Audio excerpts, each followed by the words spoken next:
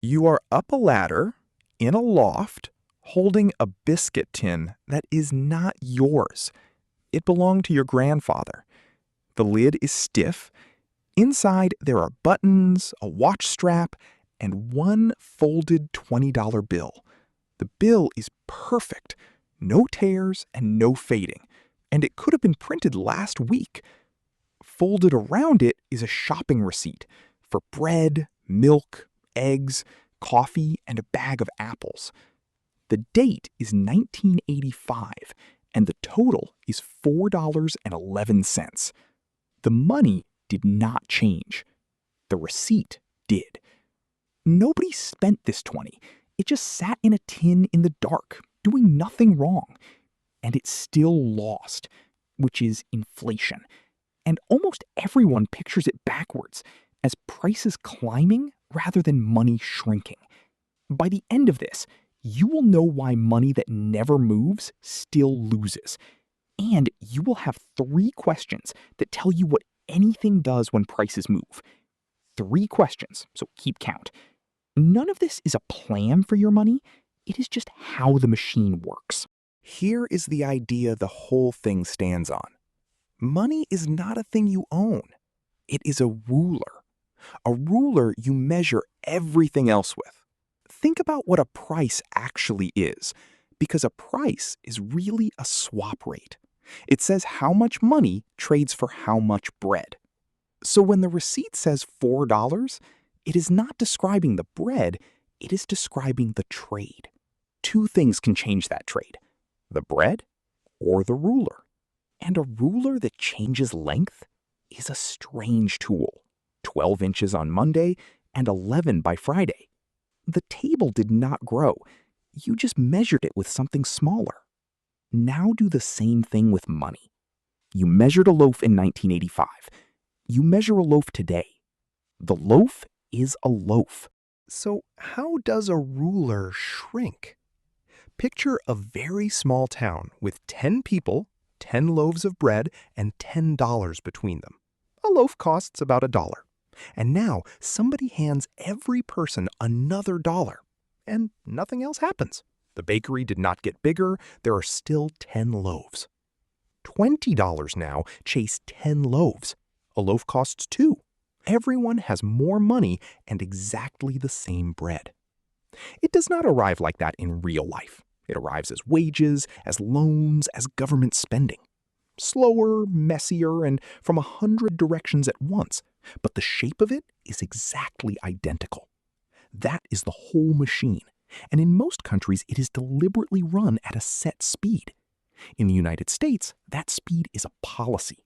The Federal Reserve aims for 2% a year. Not 0, 2. 2% sounds like nothing at all. So here is what that number actually does over a life. There is a shortcut called the Rule of 72. Divide 72 by the rate, and that is roughly how long prices take to double. At 2%, that is about 36 years. And at 3%, it is about 24. A working life is about 45 years. So the target itself hit perfectly every single year, halves what a dollar buys inside one working career. That is the plan working. And that is only the average. Some things move faster than that average, like rent, like care, like a ticket to anything. Now the part nobody sees coming. You never watch this happen, because your bank balance only ever goes up. 5,000, then 5,004. The number climbs, so the story feels safe. But the number is written in the ruler. It does not feel like losing. Losing looks like a number going down. This one never does. The safest looking place for money is where the ruler does the most damage. Benjamin Graham built a whole chapter on this, and he called it the investor and inflation. His point was blunt. A person who holds only cash and bonds is not being careful. They are taking a real risk, and it is the one risk that never shows up anywhere on the statement. And here is the turn, because the same force runs the other way too. Say you owe $30,000 at a fixed rate, and that number is frozen. The ruler keeps shrinking around it. 10 years on, you still owe $30,000. It is just worth less to pay back. Fixed numbers lose either way.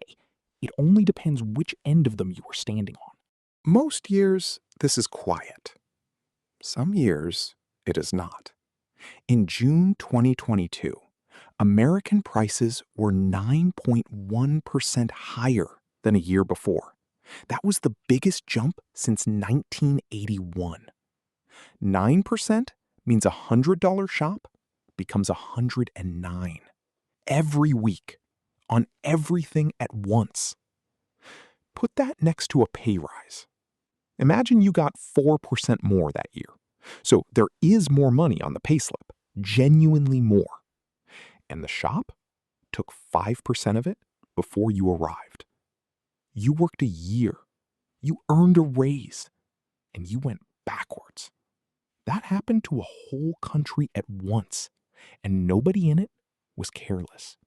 The ruler moved under everybody. You can find this in your own week, and the trolley is the clearest place to look.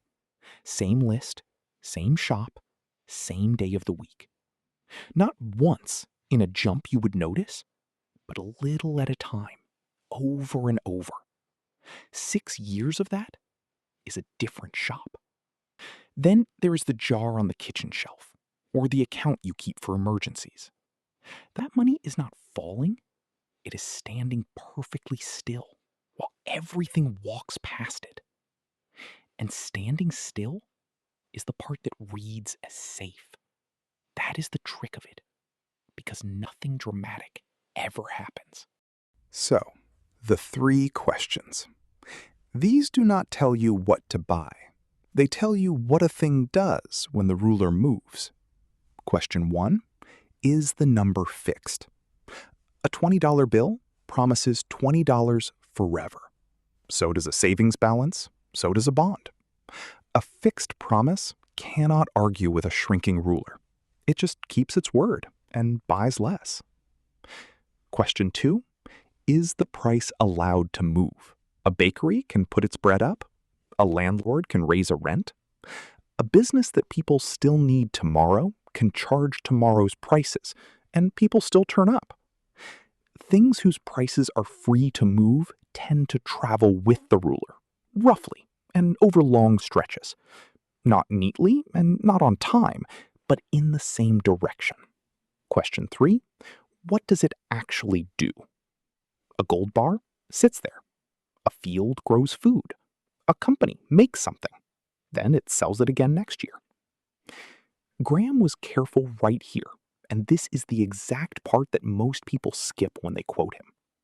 He did not say shares beat inflation. He said the opposite is not guaranteed either. Businesses have gone through inflation badly, and there is no lever that switches any of this off. That is why he is worth reading on this, because he gives you the question, not a promise. So, the answer in his chapter is not a product. It is a habit of asking. Fixed or free to move. Sitting or working. That is what the tin in the loft was really showing you, all along, sitting in the dark. The 20 was fixed, and the apples were free to move, and 40 years decided the rest. Money is the ruler, not the thing being measured. Cash does not fall. It shrinks quietly, on schedule, which leaves one honest problem. If sitting still loses, and nothing is guaranteed to win, what does a person do who does not want to spend their life watching markets? Graham wrote an answer for exactly that person, and he called them the defensive investor. And his version of defense is not remotely what the word sounds like.